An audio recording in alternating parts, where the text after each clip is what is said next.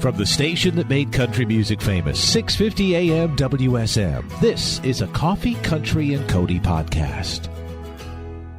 Hey, it's Charlie Matos, and welcome to our Coffee, Country, and Cody podcast. This time we sit down with Elvie Shane. This was recorded Friday, May the 6th. Elvie was getting set to play the Grand Ole Opry the following day on May the 7th, and he would be our Opry NextStage Artist for May of 2022. A lot to get caught up with, and always a joy to chat with Elvie Shane. Enjoy our Coffee, Country, and Cody podcast. The Opry kind of came from the same place that I did, from, gospel and hillbilly music and country music. I mean, it just feels like I've been able to come to the family reunion for the first time, you know what I mean? So when you're looking around, as you gain success, and I believe as you gain success in any platform or business or whatever, it takes a little bit of an army to build up around you. So I feel like it's easy to be humble and stay grounded, because you see how many other people it takes to make it happen. It's not just you ever. And to get to be the next stage artist, I mean, it's an honor. So I greatly appreciate it, and I hope that I continue to put music out that speaks to what the Grand Ole Opry is about. What's up, everybody? Elvie Shane here, and I am an Opry NextStage Artist. Hear my music and discover more at opry.com/nextstage. Opry NextStage Artist for the month of May, and here we are in the big middle of it. Elvie Shane joins us live, and your buddy Aaron Ratier just left. I said, you guys know each other. There's got to be a Kentucky connection, and he lit up, didn't he, Kelly? He did. He said, I was just riding with him. Yeah, of course. He's all us people in Kentucky know each other pretty well, don't we, there, Mr. Cody? Well, Aaron and I had never met, and within seconds had more in common than either one of us could have believed, literally in about a 30-second conversation.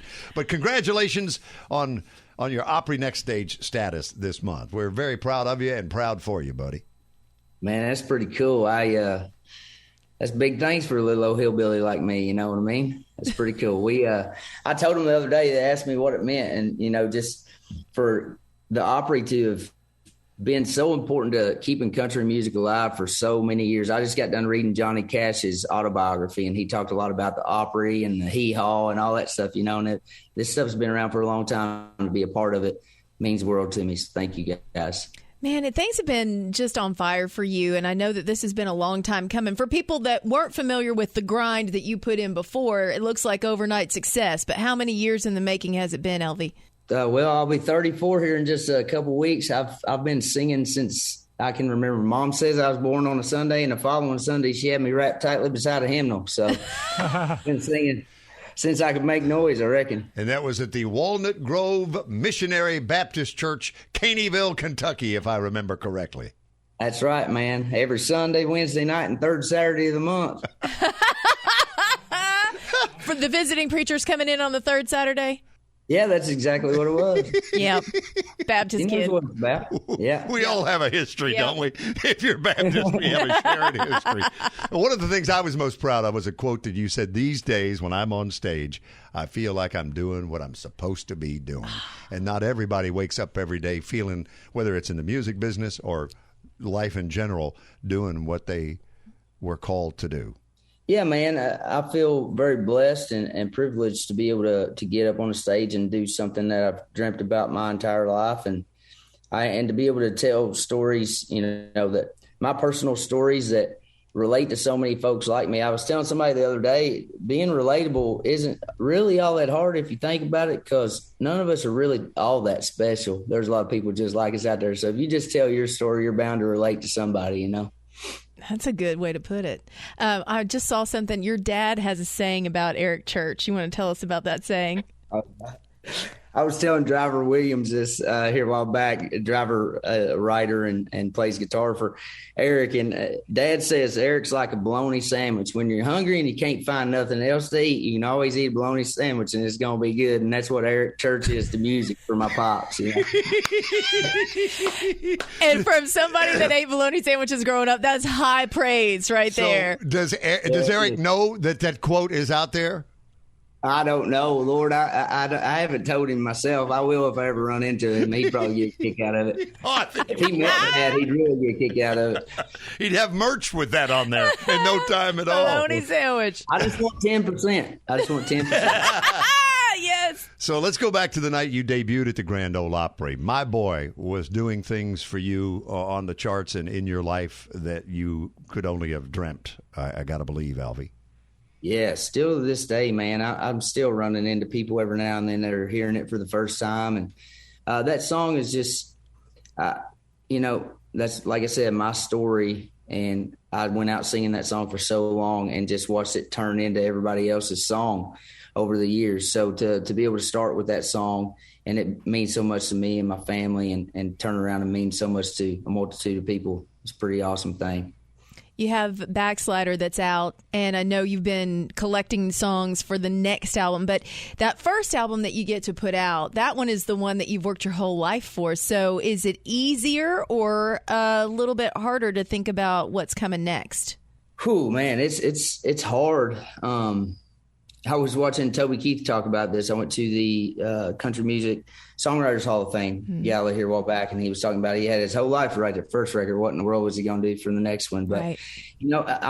I'm still just digging into the things that I'm feeling, the things that I'm experiencing, and also trying to find the boundaries and push them a little bit. I think that throughout the history of country music, we've had people who've came in and changed things up and done things different and followed their path. And that's where you see the road to success more often than not. So I want to enjoy what I'm doing first and foremost. And I just hope that people enjoy it in return. Well, Aaron Ratier, who just left, and we were talking about your friendship and collaborating, Charlie Mattos said to him, man, just soak it all in. Go so fast on your debut, which he will be doing in a few hours. I'm going to read a quote that I got from you online, actually on the Opry website. This is about your debut night, which is actually, I cannot believe it has been just over a year. Yeah. It was April of 2021, but it says, I bet I used the bathroom 17 times in 45 minutes leading up to my time on stage. Then, and this is where it gets good. My childhood friend, we went to high school together. Then Clarence Spalding from the management company walks up to me, puts his hand on my shoulder and says, walk slow, baby. Just walk slow. Yeah. Walk slow. Yeah. I don't know if he knows I did that, but I got that. I love tattoos. I know some people don't like them, but I love them. So I got walk slow on my hand to always remember that. Hey, we referenced My Boy. Your My Girl is about 10 months old now, right? Yeah. Yeah, man. She's upstairs. She's crazy, man. She like within a week's time, I left, and she was like this sweet little thing that just smiles all the time. She still smiles all the time, but now she's out to get you. She was like punching me and her mom in the mouth this morning in the bed. I'm just like, where did you come from? You know? Kentucky. That's where she came. Yes. So where is Mandy from? Is she a Kentucky girl or? Mandy's from Monticello, Kentucky, Okay. so about 3 hours east of where I grew up. But we live over there now. I'm back and forth to Nashville just about every week or every other week, whatever I got to do. And where'd the two of you meet? We met in Bowling Green, Kentucky.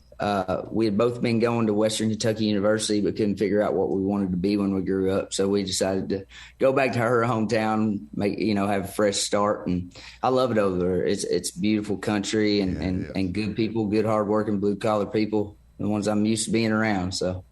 Good stuff. We're going to show a performance from you at Ole Red coming up in just a little bit.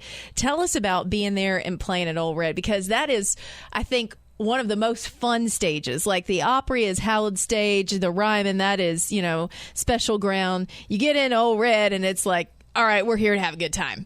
Yeah, it's wild. I've never played a whole lot down on Broadway, but I've just stepped up on stage a couple times here and there and played some songs, but the energy's always on Broadway. I mean, it's oozing out the doors and onto the sidewalks every time you go down there, but I actually got to play Ole Reds. I think I was the very first artist to play Ole Reds when it was Ole Reds. Before it opened, I went in there and played for a few folks that I don't know if they were investors or what, but I went and got to play a few songs for some folks. So technically, I'm the first person to ever play Ole Reds. It's pretty cool. A lot of people have told me that knew Blake, when he was first starting and stuff, that I remind them of him. And I've never met Blake. So if we are anything like, maybe we'll like each other, or maybe we'll just have to duke it out, because I can't hardly stand myself sometimes. But we'll just Opry NextStage Artist for the month of May, Elvie Shane. Is Elvie, is that short for something, or what is your full name?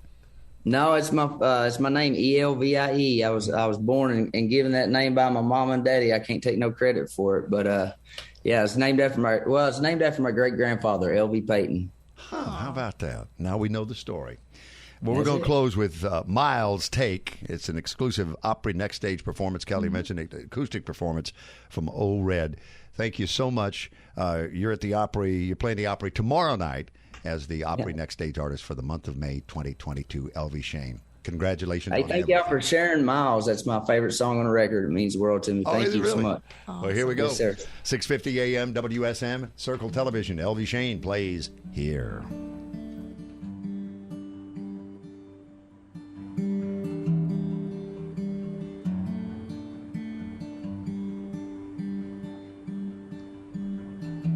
Spray a little ether in the breather and hope she cranks. Pour a little Folgers from the thermos and take a drink. Hard pack them Marlboro Reds. Check the oil and the recap treads. Thanks for listening to our Coffee, Country, and Cody podcast. Our program director at WSM Radio is J. Patrick Tittle. Our digital producer is Haley Hall. Marketing and promotions director is Amanda Cannon. And I'm Charlie Matos. If you like what you've heard, make sure you subscribe so you never miss an episode. And leave us a review on iTunes. It really does help new people find the show.